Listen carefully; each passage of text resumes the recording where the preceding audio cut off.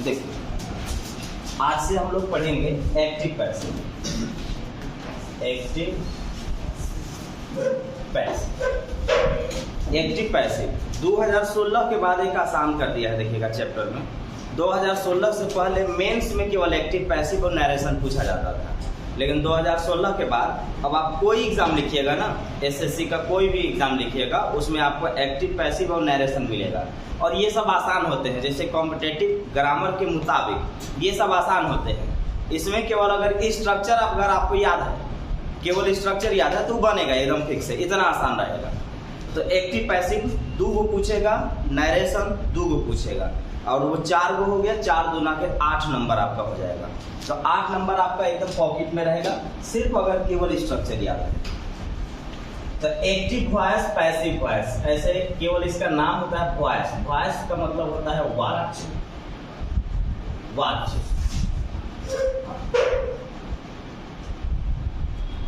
Voice किसको बोलेंगे? देखिए, वॉइस 2 प्रकार के होंगे, एक होगा एक्टिव वॉइस और दूसरा होगा पैसिव वॉइस। एक्टिव वॉइस का मतलब टेंस, एक्टिव वॉइस का मतलब टेंस, और पैसिव वॉइस का मतलब अब टेंस किसको कहेंगे? तो टेंस उसको बोलते हैं जिसमें सब्जेक्ट काम करता है, जिसमें सब्जेक्ट काम करता है उसको टेंस बोलते हैं। और अगर सब्जेक्ट के ऊपर काम होगा तो उसको वॉइस बोलते हैं। अगर सब्जेक्ट काम करेगा तो वो टेंस कहलाएगा, जिसको एक्टिव वॉइस यहाँ नाम देंगे। सब्जेक्ट के ऊपर काम होगा तो उसको पैसिव वॉइस कहलाएगा। जैसे मैं मोहन को पीटता हूं, और एक है मोहन को पीटा जाता है। अगर आप गौर से देखेंगे, ता है ते हैं दोनों में लगल है, हाँ, लेकिन दोनों में फर्क हो गया। एक है एक्टिव वॉइस जिसको टेंस बोलेंगे ये, और दूसरा है पैसिव वॉइस, दूसरा है पैसिव वॉइस। एक्टिव वॉइस इसको क्यों बोलेंगे?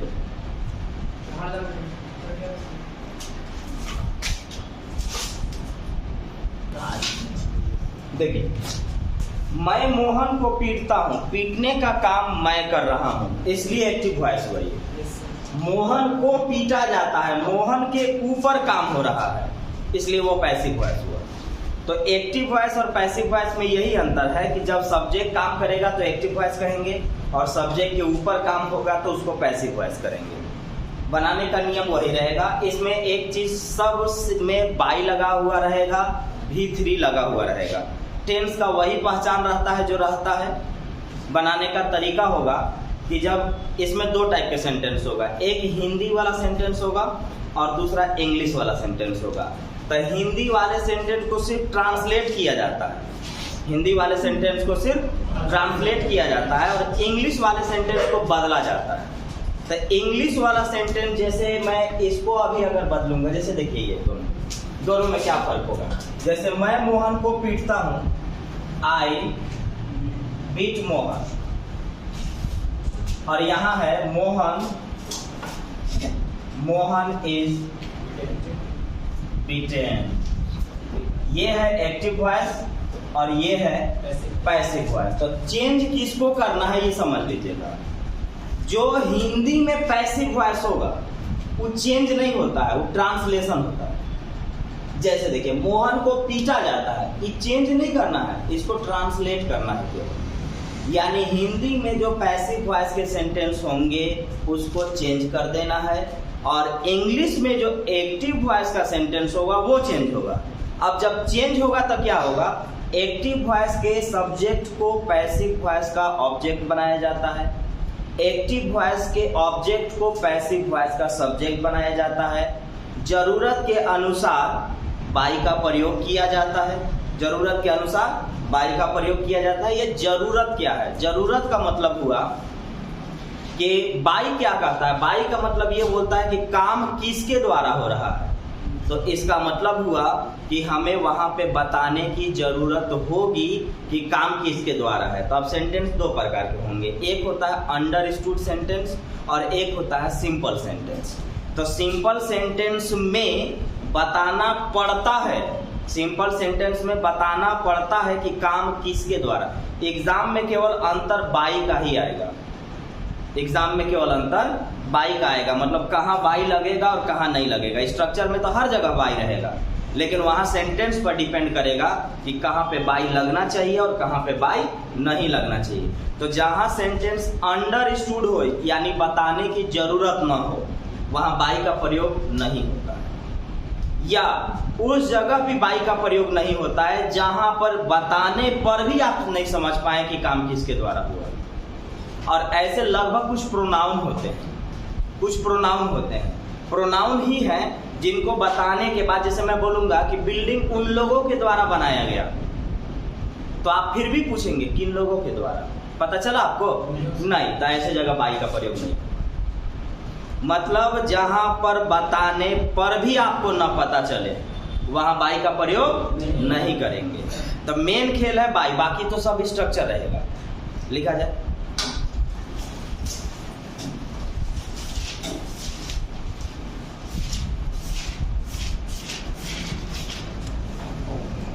हेडिंग दे लीजिएगा वॉइस। लिखिए, वॉइस दो प्रकार के होते हैं।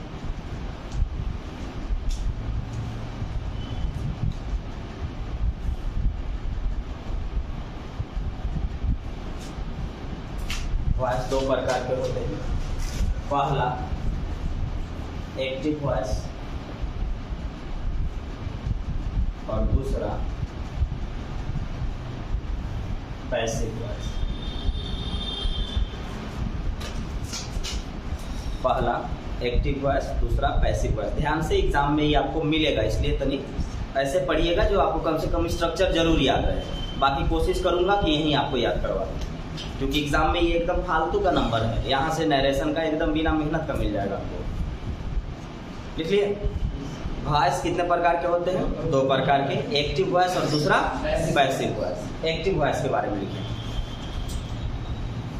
अब शॉर्ट फॉर्म मारिएगा, ए भी एक्टिव वॉइस, पी भी पैसिव वॉइस। जब सब्जेक्ट काम करे, जब सब्जेक्ट काम करे तो एक्टिव वॉइस होगा। जब सब्जेक्ट काम करे तो एक्टिव वॉइस होगा। दूसरा देखिए, जब सब्जेक्ट के ऊपर काम हो, जब सब्जेक्ट के ऊपर काम हो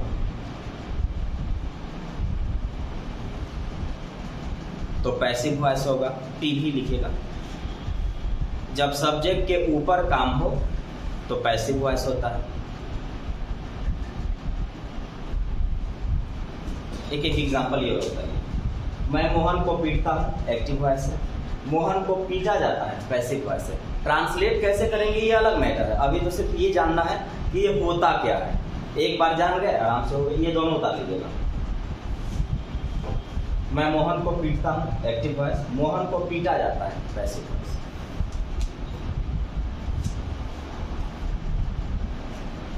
इंग्लिश से समझ बनाइएगा, सिर्फ हिंदी उतार लीजिएगा।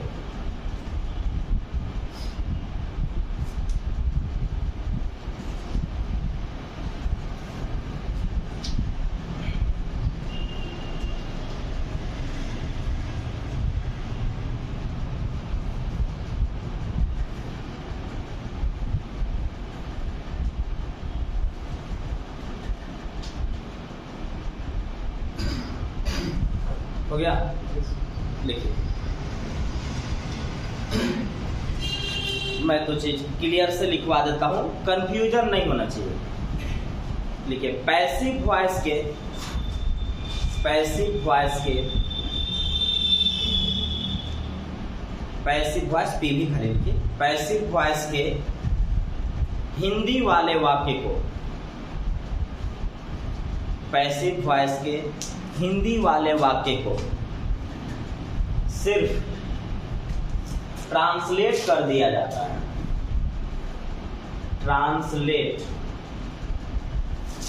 या अनुवाद लिख सकते हैं। हिंदी वाले वाक्य को सिर्फ ट्रांसलेट कर दिया जाता है।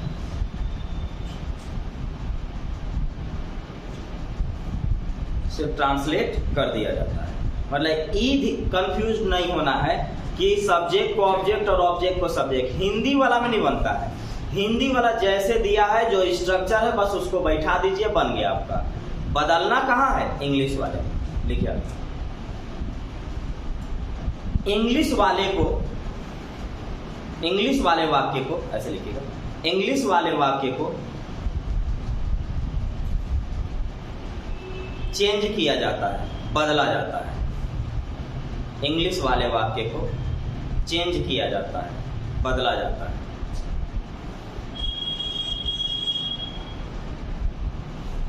हो गया? अब लिखेंगे नीचे से कि कौन कौन क्या बदलेगा। लिखिए एक्टिव वॉइस के सब्जेक्ट को, नीचे से लिखिए एक्टिव वॉइस के सब्जेक्ट को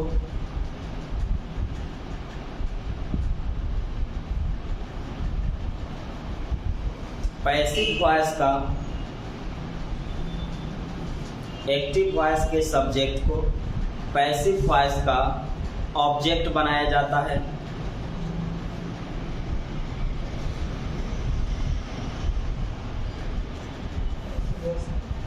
पैसिव वॉइस का ऑब्जेक्ट बनाया जाता है।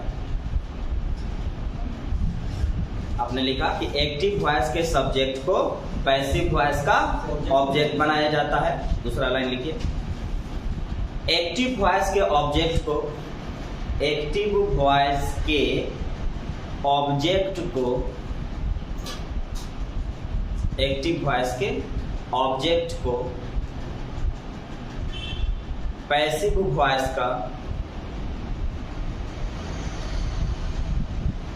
पैसिव वॉइस का सब्जेक्ट बनाया जाता है।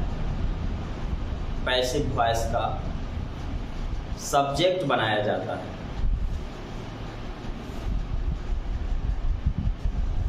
हो गया? इतना तो पहले से भी जानते होंगे और ये सब चीज तो लगभग लोग जानते ही। आगे लिखिए जरूरत के अनुसार बाई का प्रयोग किया जाता है। बाई, बी वाई वाला, जरूरत के अनुसार बाई का प्रयोग किया जाता है। जरूरत के अनुसार बाई का प्रयोग किया जाता है।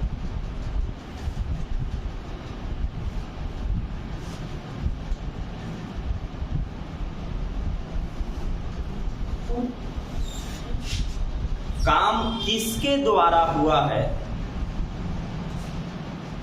काम किसके द्वारा हुआ है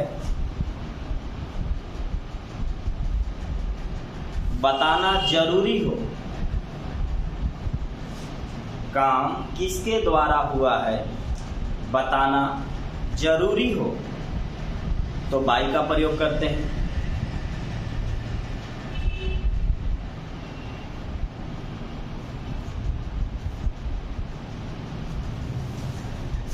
बाई का प्रयोग करते हैं।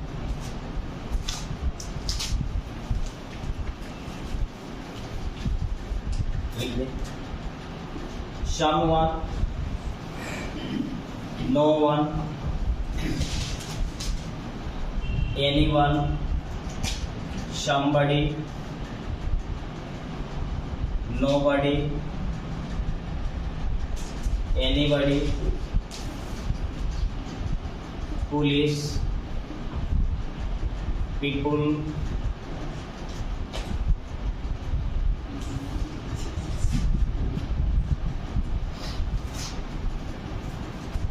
police, public, people, them,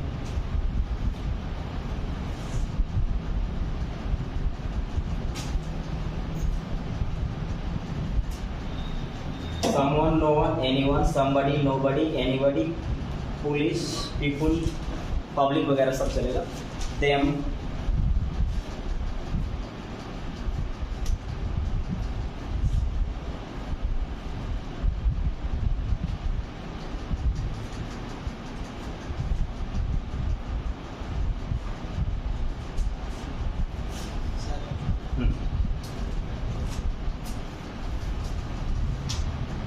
someone, no one, anyone, somebody, nobody, anybody, police, people, them.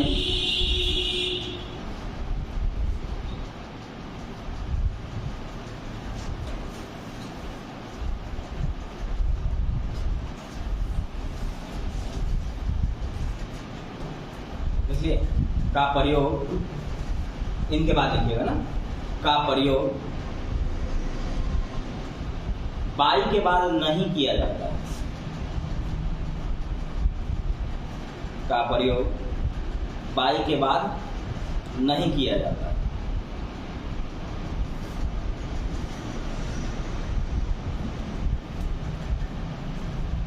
ठीक है, देखिए तो 3 जगह बाई नहीं आएगा, इनके साथ बाई नहीं आएगा।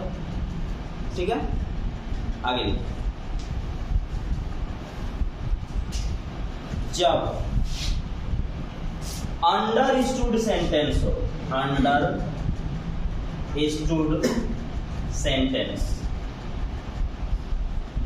जब अंडरस्टूड सेंटेंस हो, जब अंडरस्टूड सेंटेंस हो, वहां बाई का प्रयोग नहीं करते हैं। वहां बाई का प्रयोग नहीं करते हैं।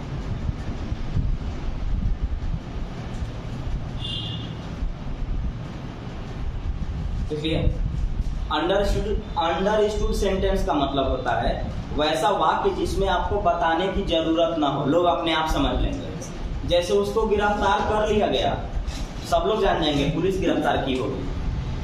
हाँ, उसको फांसी दे दिया गया, सबको मालूम है किसके द्वारा दिया जाता है। ऐसे सेंटेंस होते हैं जो अंडरस्टूड होते हैं, बताने की जरूरत नहीं है कि किसके द्वारा, वहां बाई का प्रयोग नहीं होगा। एक लाइन और लिखिए। जब बताने पर भी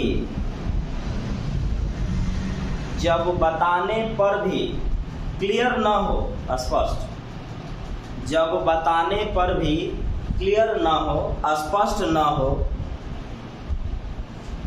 वहां भी बाई का प्रयोग नहीं करते। वहां भी बाई का प्रयोग नहीं करते।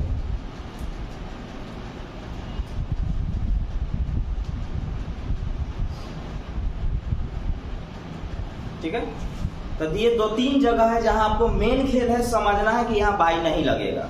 बाकी में तो दिक्कत नहीं है, स्ट्रक्चर याद रहेगा, एकदम आराम से होगा। लगभग ये दिखाई देंगे, बाई मत लगाइएगा। जहां अंडरस्टूड सेंटेंस हो, यानी जहां बताने की जरूरत ना हो, वहां बाई नहीं लगेगा। जहां पर बताने पर भी ना पता चल पाए आपको, वहां भी बाई नहीं लगेगा। जैसे उन लोगों ने मुझे पीटा, आप फिर भी पूछेंगे कि किन लोग, या कह सकते हैं अगर इंग्लिश वाली है इसको पैसिव में कहेंगे, तब मैं बोलूंगा कि उन लोगों के द्वारा मुझे पीटा गया। तो किन लोगों के द्वारा नहीं पता चला, यहाँ बाई का प्रयोग नहीं करेंगे। तो जहां पर ये पता न चल पाए, बताने पर भी क्लियर ना हो, वहां बाई का प्रयोग नहीं करेंगे। तो ये थे कुछ बेसिक नियम। इंग्लिश वाले सेंटेंस में एक्टिव वॉइस के सब्जेक्ट को पैसिव वॉइस का ऑब्जेक्ट बनाते हैं, एक्टिव वॉइस के ऑब्जेक्ट को पैसिव वॉइस का सब्जेक्ट बनाते हैं, जरूरत के अनुसार बाई का प्रयोग करते हैं। अब ध्यान से, हिंदी वाले वाक्य को सिर्फ ट्रांसलेट कर दिया जाता है, हिंदी वाला को चेंज नहीं करना है। हिंदी वाला चेंज नहीं होता है, मतलब उसका सब्जेक्ट ऑब्जेक्ट नहीं बनाना है, ऑब्जेक्ट सब्जेक्ट नहीं बनाना है। जो स्ट्रक्चर दिया गया है बस उसको बना देना है। अब आइए प्रेजेंट इंडेफिनिट या प्रेजेंट सिंपल। नहीं, एक लाइन और कुछ लिख लीजिए, खोजने का तरीका देखिए। वर्ब VERB, वर्ब वाक्य के अंत में होता है।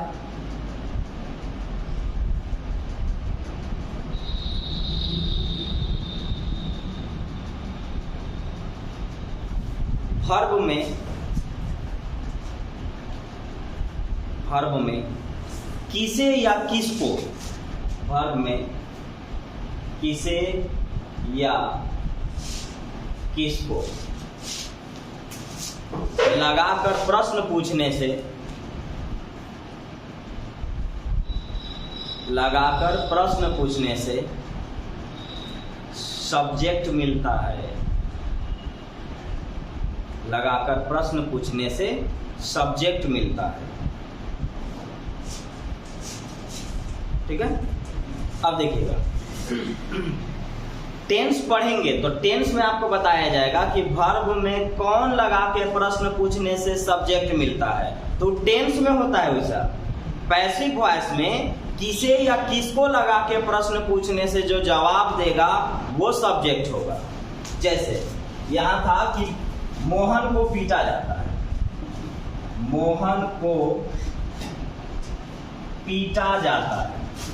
देखिए वर्ब लास्ट में है, पीटा जाता है वर्ब, किसको? मोहन को। किसे या किसको का जो रिप्लाई करेगा वो क्या कहलाएगा? सब्जेक्ट कहलाएगा। अब हेडिंग दीजिए आप। अब आते हैं हम लोग प्रेजेंट इंडेफिनिट कह सकते हैं या प्रेजेंट सिंपल भी इसको कहा जाता है। प्रेजेंट इंडेफिनिट या प्रेजेंट सिंपल। तो इंग्लिश वाला मतलब चेंज कल करवाऊंगा, क्योंकि अब तो उतना टाइम है नहीं। इंग्लिश वाला चेंज कल करवाऊंगा या अभी भी टाइम मिलेगा तो करवाऊंगा। अभी हम लोग हिंदी वाला करेंगे, हिंदी वाला। और आप ध्यान रखेंगे कि आप कोशिश करेंगे कि हर सेंटेंस को 5 जगह तोड़ना, 5 जगह तोड़ना। Affirmative, negative, interrogative, WH plus negative. जैसे मैं आपको हिंदी में से पढ़ रहा हूं, मोहन को पीटा जाता है। जब भी आप सेंटेंस बनाएंगे, अब देखिएगा मोहन को पीटा जाता है, फिर बनाएंगे मोहन को नहीं पीटा जाता है। क्या मोहन को पीटा जाता है? मोहन को क्यों पीटा जाता है? मोहन को क्यों नहीं पीटा जाता है? जब भी आप सेंटेंस बनाएंगे उसको 5 जगह तोड़ दीजिएगा और उस 5 का ट्रांसलेट आप जुबानी करिएगा, ओरली करिएगा। स्ट्रक्चर पूरा दिमाग में आपका बैठ जाएगा। पूरा स्ट्रक्चर तो मैं कराऊंगा।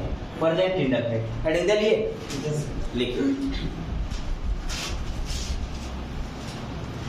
वाक्य के अंत में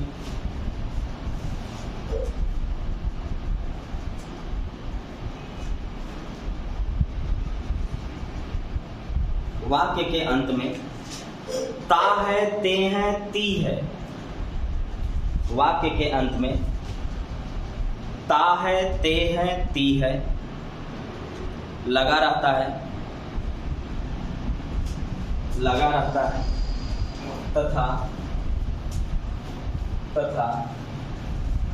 कोई भी काम, तथा कोई भी काम प्रेजेंट में, तथा कोई भी काम प्रेजेंट में, प्रेजेंट मतलब वर्तमान, कोई भी काम प्रेजेंट में सब्जेक्ट के ऊपर, कोई भी काम प्रेजेंट में सब्जेक्ट के ऊपर किया जाता है, सब्जेक्ट के ऊपर किया जाता है। हो गया? इसका स्ट्रक्चर देखिए। इसका स्ट्रक्चर होगा हिंदी से इंग्लिश वाले को।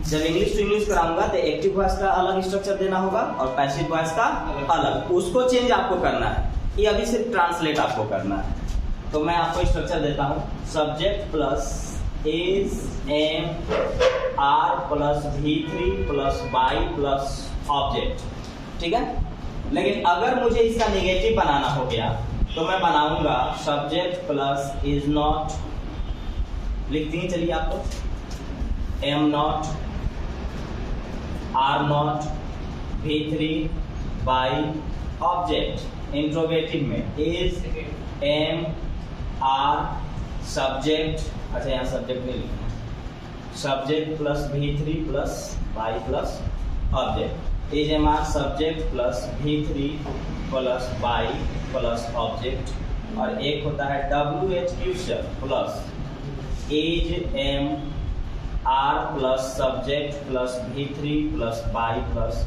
ऑब्जेक्ट। और एक इसी में WH चलता है, WH question plus is, am, are plus subject plus not plus V3 plus by plus object. हर सवाल को इतना में टूटना चाहिए, तब जाकर के आपको पूरा स्ट्रक्चर याद हो जाएगा और फिर आप भूलेंगे नहीं। जब भी आप बनाएंगे पूरा पूरा एक्टिव पैसिव की बात करेंगे, हर चीज में हर बार पांचों स्ट्रक्चर एक साथ चलाएंगे, एक सेंटेंस को 5 जगह तोड़ेंगे। सर सेकंड वाला में सब्जेक्ट दो बार लिख दिए, सेकंड वाला में आर नोट के बाद सब्जेक्ट। हाँ चलिए, subject plus is not am not are not plus V3 plus by plus object, ठीक है। अब हम लोग क्या करेंगे, हम इसे 5 जगह बनाएंगे, 5 जगह तोड़ेंगे। जैसे मोहन को, एक ही सेंटेंस बार बार हो जा रहा है, हाँ बेचारा ज्यादा पिटा जाएगा।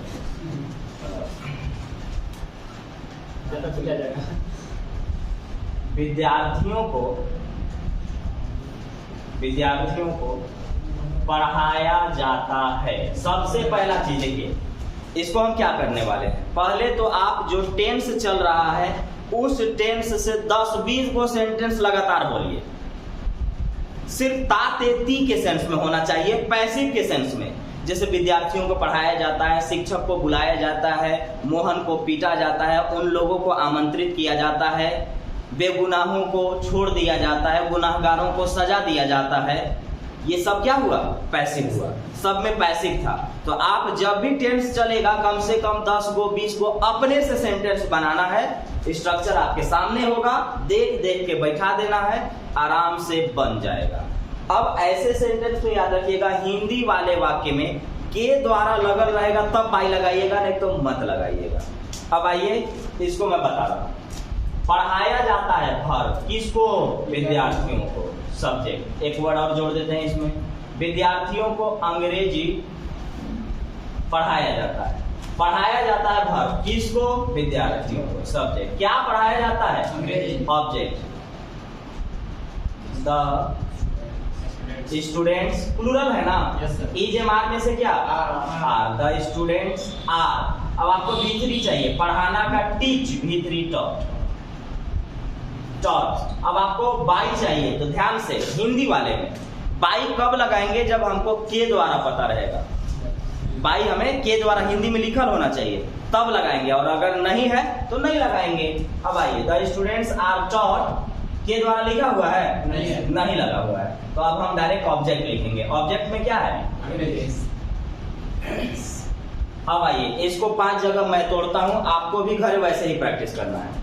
हिंदी पढ़ेंगे कि विद्यार्थियों को अंग्रेजी पढ़ाया जाता है, the students are taught English. विद्यार्थियों को अंग्रेजी नहीं पढ़ाया जाता है, बोल सकते हैं तो बोलिए मेरे साथ, विद्यार्थियों को अंग्रेजी नहीं पढ़ाया जाता है, the students are not taught English. क्या विद्यार्थियों को अंग्रेजी पढ़ाया जाता है, are the students taught English. विद्यार्थियों को अंग्रेजी क्यों पढ़ाया जाता है, why are the students taught English. विद्यार्थियों को अंग्रेजी क्यों नहीं पढ़ाया जाता है, why are the students not taught English. ठीक है, yes, अब एक और मैं देता हूं, फिर 5 जगह उसको हम लोग तोड़ेंगे।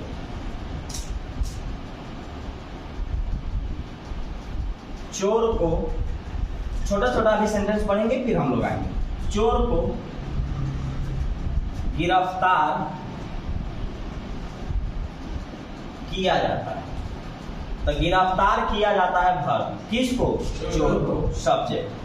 द थीफ, सिंगुलर है, इज लगेगा, द थीफ इज, गिरफ्तार करना, अरेस्ट, V3 अरेस्ट। अब इसमें और कुछ नहीं है, इसलिए इतना ही पर छोड़ेंगे। The thief is arrested. अब यहाँ 5 जगह हम बनाएंगे, आप लोग भी बोलिए। चोर को गिरफ्तार किया जाता है, द थीफ इज अरेस्टेड। चोर को गिरफ्तार नहीं किया जाता है, the thief is not arrested. क्या चोर को गिरफ्तार किया जाता है, इज द थीफ अरेस्टेड। चोर को गिरफ्तार क्यों किया जाता है, why is the thief arrested. चोर को गिरफ्तार क्यों नहीं किया जाता है, why is the thief not arrested. अब नॉट को आप पहले ला सकते हैं कॉन्ट्रैक्टर फॉर्म में, why isn't the thief arrested. मतलब सब्जेक्ट के बाद नोट लगाना लिटरेचर में यही होता है कि सब्जेक्ट के बाद आपको नोट लगाना। लेकिन अगर आप चाहें तो उसी सब्जेक्ट से पहले आप कॉन्ट्रैक्टेड फॉर्म में, जैसे फिर वहां इज नॉट नहीं लिखना होगा, इजंट लिखना होगा, आर नॉट नहीं लिखना होगा, आरंट लिखना होगा, एम नॉट नहीं लिखना होगा, अंश होता है मंच। तो यहां पर उस चीज का कॉन्ट्रैक्टेड फॉर्म आप लिख सकते हैं। तो द थीफ मतलब चोर को गिरफ्तार किया जाता है, द थीफ इज अरेस्टेड। हो गया, इसको लिख लिए थे ना, एक दो और बनाइए।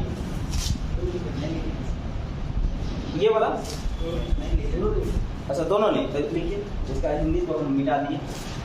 विद्यार्थियों को अंग्रेजी पढ़ाया जाता है, यही आपका।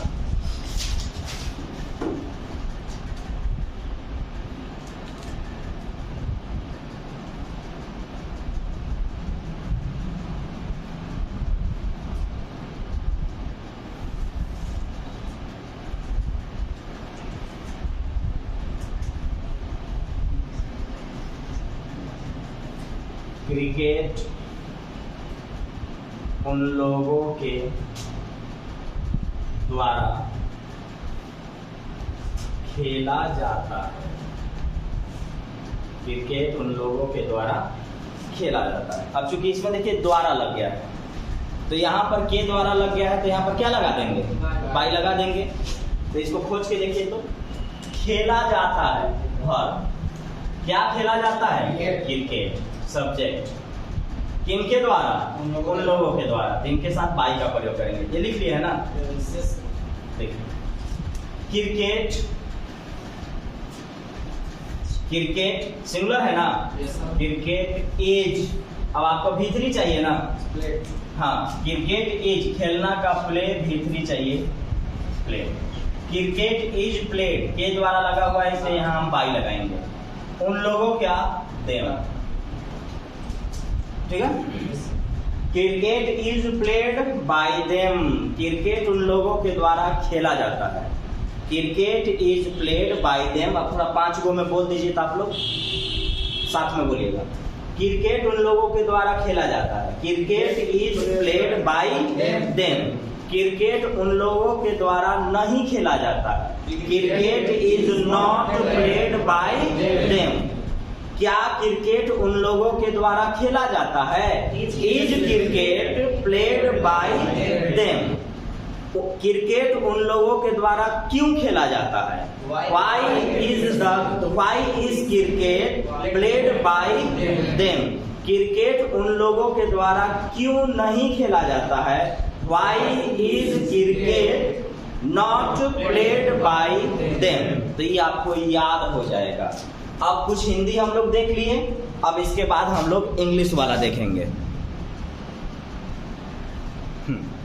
अब आइए English to English. English to English के लिए 2 स्ट्रक्चर होगा, एक एक्टिव वॉइस का स्ट्रक्चर होगा, दूसरा पैसिव वॉइस का स्ट्रक्चर होगा। एक्टिव वॉइस के जो सब्जेक्ट होंगे वो पैसिव का ऑब्जेक्ट बनेगा, एक्टिव वॉइस का जो ऑब्जेक्ट होगा वो पैसिव का सब्जेक्ट बनेगा। जरूरत के अनुसार बाई का प्रयोग करेंगे, और अभी मैंने आपको सब लिखवा दिया कि कहाँ बाई करेंगे और कहाँ बाई का प्रयोग नहीं करेंगे। थोड़ा देर में आप उतारिएगा, इसको देखिए तो मैं बता रहा हूँ आपको इसके बाद फिर होमवर्क मिलेगा, आराम से बनाते रहिएगा। ये ध्यान रखिएगा, ये सेंटेंस प्रेजेंट इंडेफिनिट यानी प्रेजेंट सिंपल से रहेगा जो आप टेंस में पढ़ते हैं।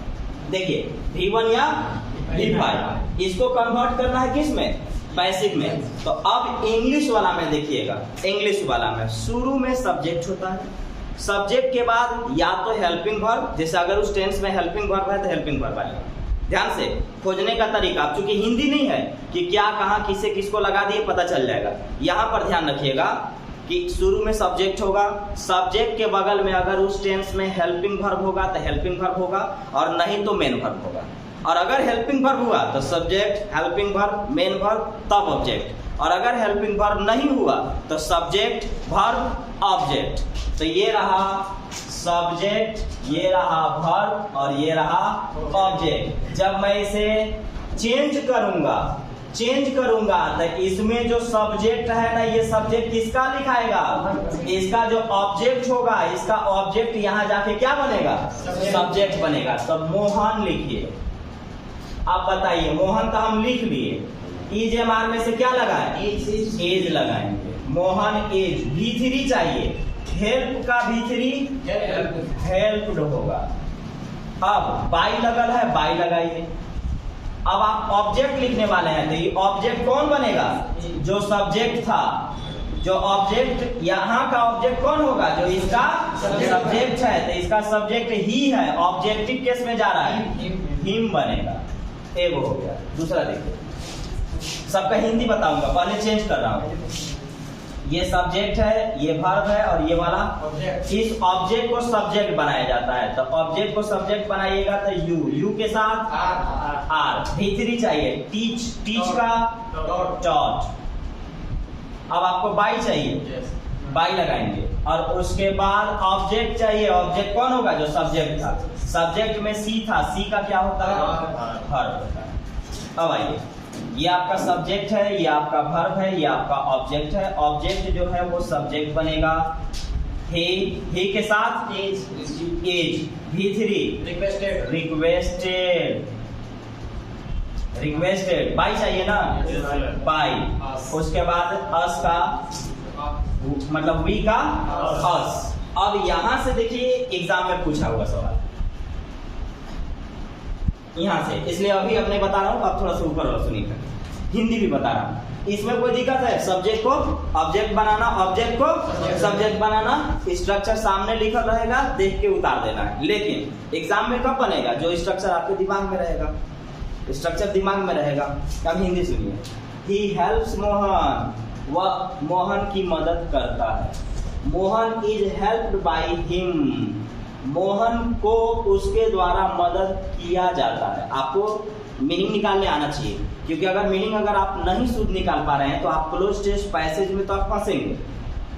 आप क्लोज टेस्ट पैसेज में भी फंसेंगे, यहाँ तो जाइए करेगा।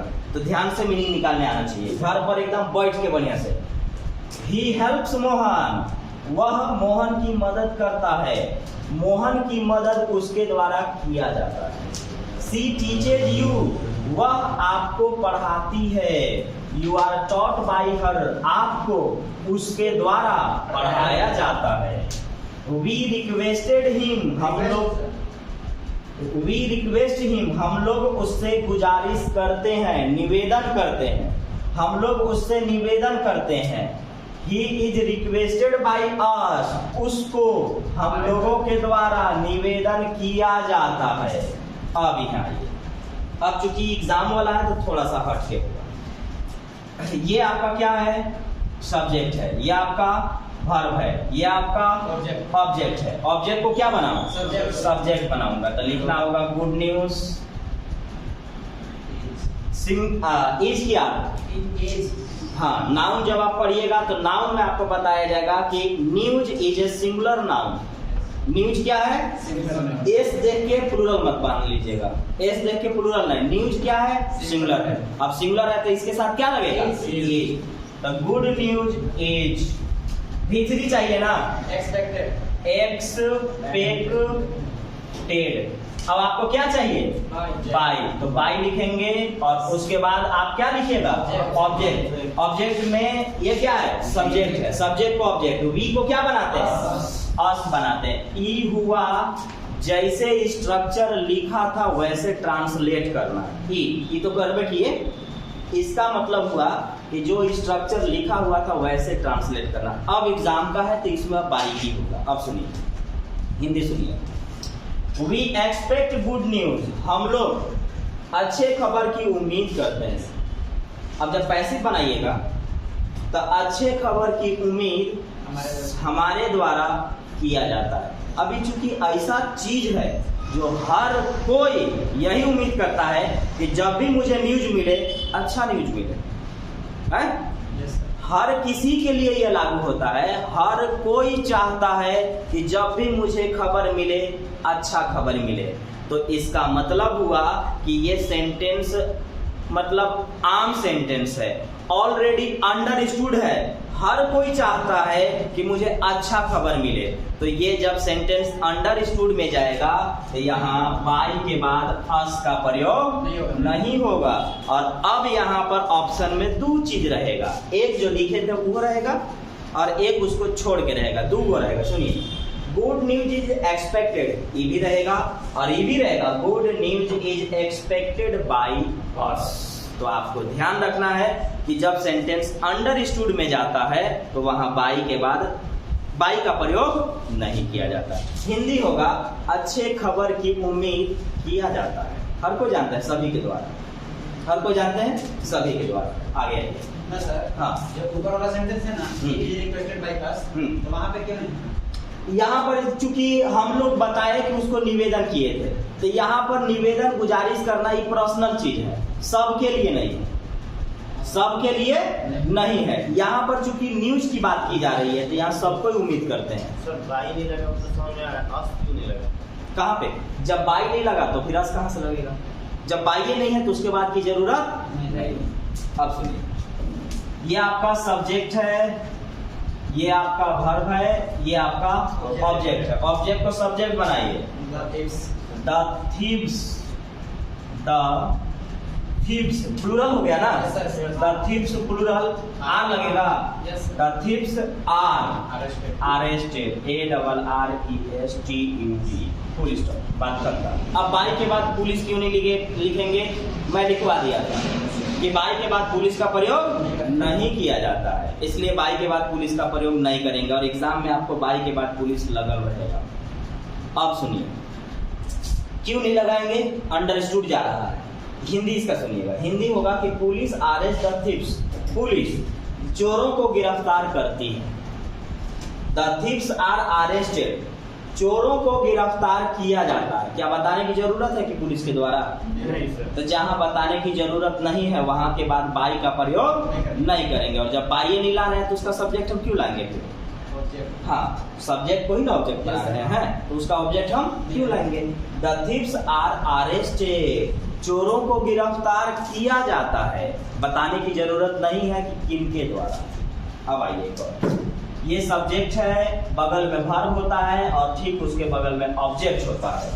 अब आइए ऑब्जेक्ट को सब्जेक्ट बनाएंगे तो इंग्लिश इज लगाएं। Yes sir. English is, speak का third form spoken, English is spoken. अब पीपुल भी लिखवाए थे कि बाई के बाद पीपुल का प्रयोग नहीं किया जाता है, तो बाई के बाद पीपुल का प्रयोग नहीं करेंगे। अब जो बचा वो लिख दिया जाए। और क्यों नहीं करेंगे अभी फिर बात करेंगे उसको। इंग्लिश इज स्पोकन, बाकी जो बचा हुआ है वो लिखाता है ऑल ओवर द वर्ल्ड। अब सुनिए, बाई के बाद पीपुल का प्रयोग क्यों नहीं किए ये सुनिए। हिंदी होगा people speak English all over the world, पूरी दुनिया में लोग अंग्रेजी बोलते हैं। वहां मीनिंग निकलेगा कि अंग्रेजी पूरी दुनिया में बोला जाता है। क्या बताने की जरूरत है कि लोगों के द्वारा? नहीं सर।